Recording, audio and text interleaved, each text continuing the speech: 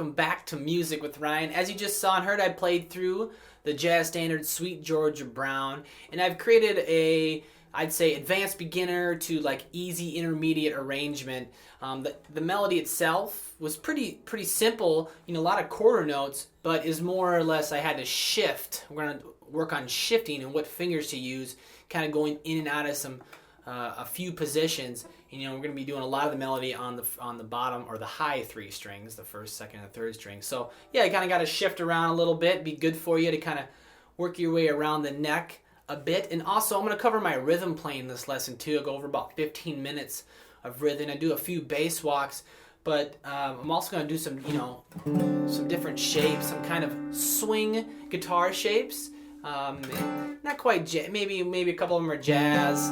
I'm not a jazz player, gypsy jazz player, but because this song often is kind of done like in gypsy jazz and swing, and I've kind of found the middle road or whatever. But my D7 right here, I'm going to kind of talk about this movable shape, and my G7, talk about this movable shape as well. It's kind of I love this chord. If you've seen my Peach Pickin' Time in Georgia rhythm lesson, I do this kind of rhythm guitar playing in that song as well.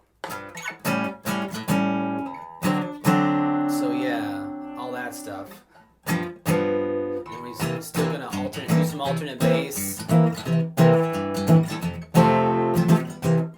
walks. Okay, so we'll do some of that stuff in the rhythm lesson. I'll go over all that. This lesson's probably like 40 minutes in length, maybe a little more. Big tune. And comes with the 3 backing tracks and the PDF tabs and all that. Close-ups, of course, on my left and right hand. So we're going to go ahead and give you a preview of this lesson. I'll do a little bit of the melody, and then I'll do a little bit of the rhythm too. So stick around, and then you can get you started on the rhythm for this part. If you want to purchase the full-length version, head on over to my website. Check that out. Check all the other instructional material I have over there. This is another request from my students, and a good one. It's in my first book, my Flat Pick Guitar 25 Tunes to Improve Your Playing. It's in my first ebook. And if you have a request, make a comment down below. Let me know what you'd like to hear. Make a lesson of any genre, any song. I'm up for it. And as this is what I do, I teach lessons. So please subscribe, make a comment, and let's start walking through this lesson. Thanks for watching. All right, here we are for the Sweet Georgia Brown lesson. And this song is actually in the key of F. And it starts on the D7 there on the major 6. But take a look at the melody here, and I have a basic melody. Really want to watch the fingerings that I have written above the staff. Now there's more than one way to finger some things, but you really want to, I guess for this arrangement, for the one I've created, if you use the fingerings I have listed, it'll make it easier to pull off the arrangement, okay? So yeah, and watch your pick direction. There's a lot of syncopated and a lot of tied rhythms in here. And that's just the way the melody falls. So I'm going to go ahead and play the first, 4 or 5 measures. And then we'll break them down a little slower. So here they are. 1. All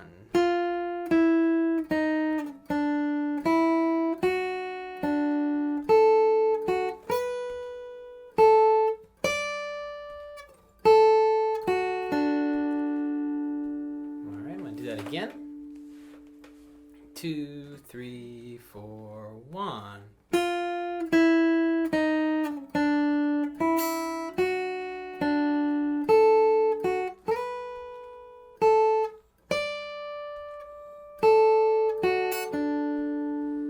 Alright, so there's the first few measures.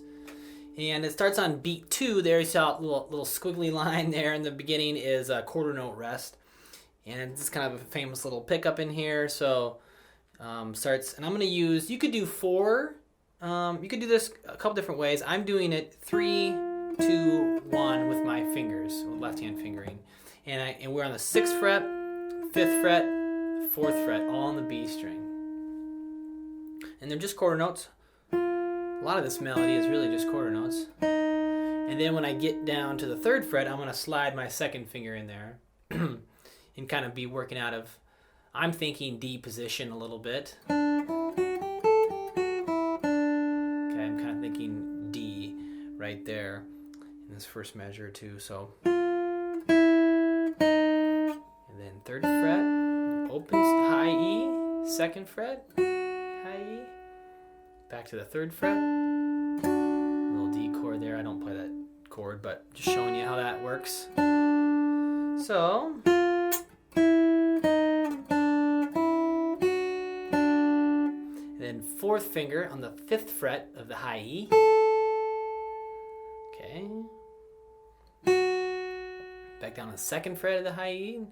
That's just going to be an 8th note, and then we're going to get to the 7th fret of the E. I'm going to get up there with my pinky. And then 5th fret, and then to the 10th fret. And then back down to the 5th fret. 2, 3, 3rd fret, B string. Alright, I didn't do the rhythm as written. I was just kind of walking through where to go, because there's going to be a lot of shifting, and there's going to be on one, a lot of this melody is on 1 or 2 strings, on the B string and on the E string. So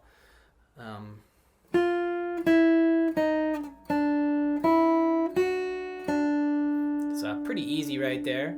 Just make sure you get the right fingers. You could do 4th finger here if you wanted,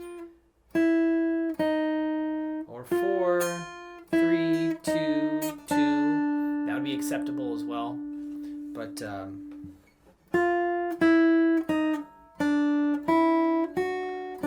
the next 2 measures in rhythm are.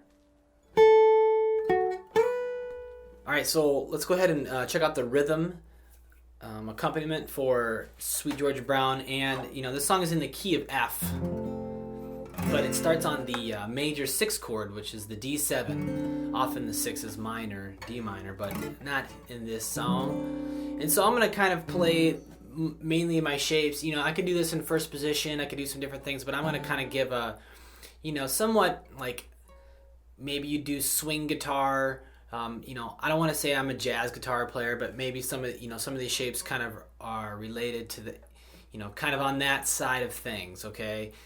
Jazz guys do what jazz guys do, and I'm not all up to speed on that, but like I do know some shapes that they might do.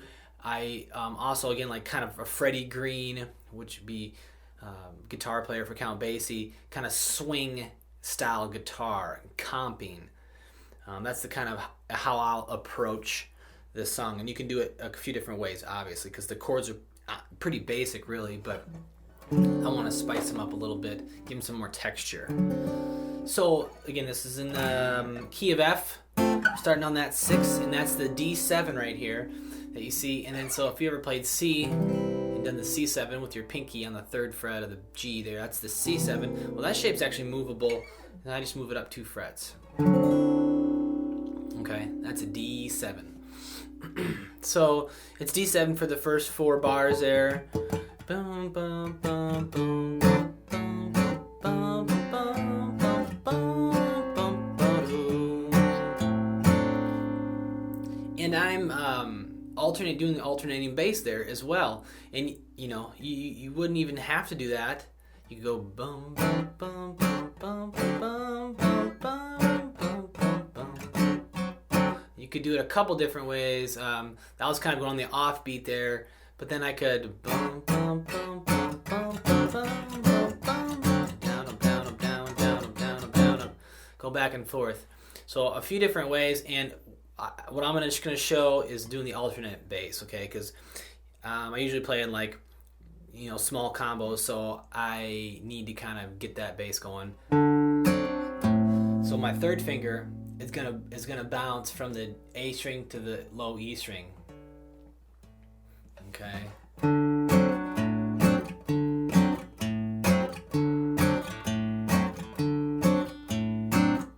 And I'm kind of lifting my hand, excuse me, lifting my hand off the strings. It's hard to see at this angle, but I'm just simply letting the pressure off. And I'm kind of I'm doing a little muting.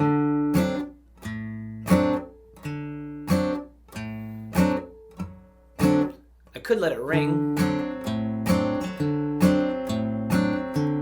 but I want it to be a little more staccato. I want that space in there for the bass and for the other instruments. It creates the vibe a little bit better. just did a little down up in there sometimes too, but for now make sure you got that.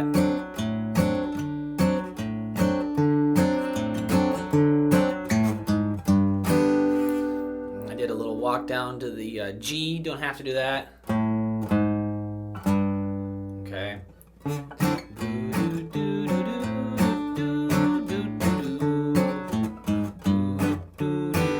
And I might just do my G7 two ways. You can do, if you have, your bar chords, there's your regular old G major bar chord, and then if I take my pinky off, that's G7. I would at least do it that way. And then you bounce off the E string. 1,